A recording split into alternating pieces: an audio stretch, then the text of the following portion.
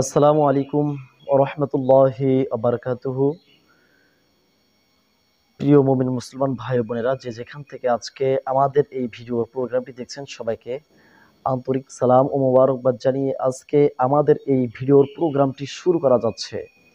প্রিয় বন্ধুগণ, আজকে আমরা আলোচনা করব কোনো ছেলে কিংবা কোনো মেয়েকে নিজের প্রেমে আবদ্ধ করবেন কিভাবে।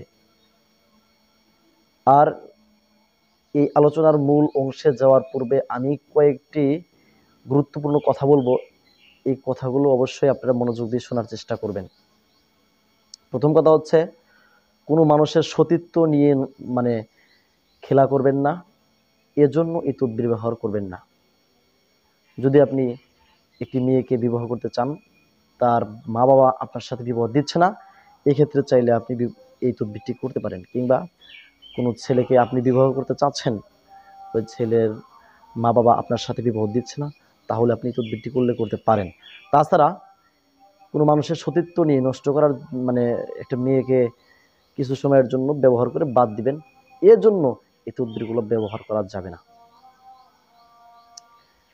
এখন আমরা বলবো এই তদবিরটি লেখার নিয়ম, এই তদবিরটি করার নিয়ম বলবো এখন।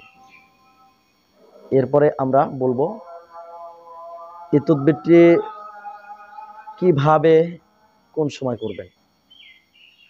প্রথম কথা হচ্ছে, এই তদবিরটি করতে হলে অবশ্যই আপনাকে চন্দ্র মাসের প্রথম রবিবার, মনে রাখবেন, চন্দ্র মাসের প্রথম রবিবার। আমি বানিয়ে কোনো কথা বলছি না, এই কিতাবের মধ্যেও লেখা রয়েছে যে চন্দ্র মাসের প্রথম রবিবার, অর্থাৎ প্রেম ভালোবাসার সম্পর্কিত তাবিজগুলো চন্দ্র মাসের প্রথম শনিবারই লিখতে হয়। যদি ঝাড়ফুঁক হয় তাহলেও চন্দ্র মাসের প্রথম রবিবারের দিনই এই তদবিরগুলো ঝাড়ফুঁক করতে হয়।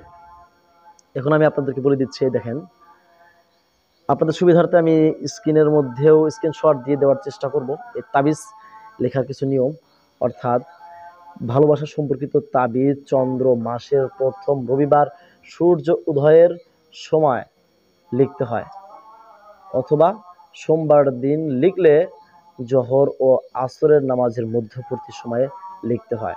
এখানে বোঝানো হয়েছে, যদি আপনি প্রেম ভালোবাসা সম্পর্কিত তাবিজগুলো লেখেন, তাহলে অবশ্যই রবিবার দিন সূর্য উদয়ের সময়। যদি সোমবারের দিন লেখেন, তাহলে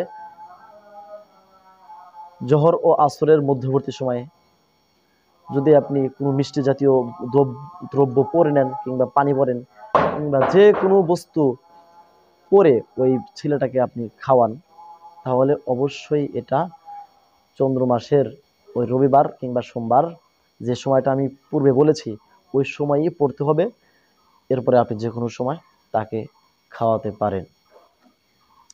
এখন আমরা বলবো, যেহেতু এই বইটার মধ্যে অনেক তদবির রয়েছে, অনেক মোটা এই বইটার মধ্যে প্রেম ভালোবাসা সম্পর্কিত অনেক তদবির রয়েছে। আজকে আমি একেবারে সহজ তদবির থেকে পর্যায়ক্রমে বিভিন্ন তদবির আপনাদের সামনে উপস্থিত করব।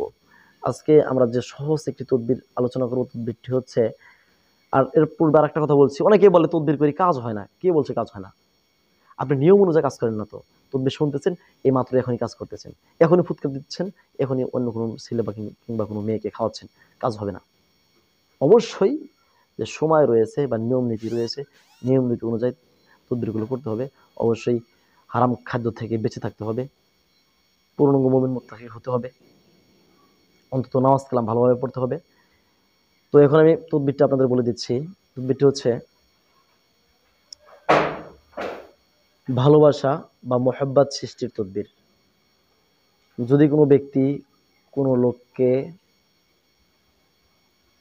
জায়েজ তরিকায় মোহাব্বত করতে চায়, তাহলে সে ব্যক্তি 786 বার বিসমিল্লাহির রহমানির রহিম পাঠ করবে।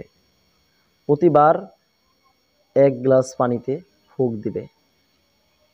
ওই পানি যাহাকে মোহাব্বত করতে তাহাকে পান করাইবে। আল্লাহর রহমতে উভয়ের মধ্যে মোহাব্বত পয়দা হবে। এটা হালাল ভাবে এই কাজটা করতে পারবেন। শিরকি কুফরি করার চাইতে এই হালাল ভাবে আল্লাহর একটি বিসমিল্লাহির রহমানির রহিম, এই আয়াত কালিমাটুকুই আপনি যদি ভালোভাবে আমল করতে পারেন, তাহলে ওই নিয়ম নীতি অনুযায়ী আমল করলে অবশ্যই আপনি ভালো ফলাফল পাবেন, 100% গ্যারান্টি। আপনি নিয়ম অনুযায়ী কাজ করে দেখেন, ফলাফল না পেলে আমাকে বলবেন। আপনি নিয়মিত মানেন না, কিসের ফলাফল পাবেন? আল্লাহ তাআলা আমাদের প্রত্যেককে সুন্দরভাবে নিয়ম নীতি অনুযায়ী তদবিরগুলো লেখা কিংবা ঝাড়ফুঁক করে নিজেদের মনের আশা আকাঙ্ক্ষাগুলো কবুল করার তৌফিক দান করে, সবাই বলেন আমিন।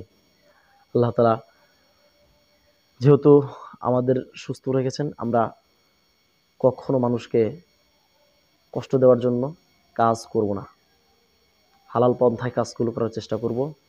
আর এই তদবিরগুলো করতে যায় যদি আপনি মানে অবৈধভাবে কাজ করতে যান, হিতে বিপরীত হয়, এতে আমি বা আমার চ্যানেল কোনোভাবে দায়ী হব না। আজকের মতো এখানে বিদায় নিচ্ছি, দেখা হবে পরবর্তী ভিডিওতে। আসসালামু আলাইকুম ওয়া রাহমাতুল্লাহি ওয়া বারাকাতুহু।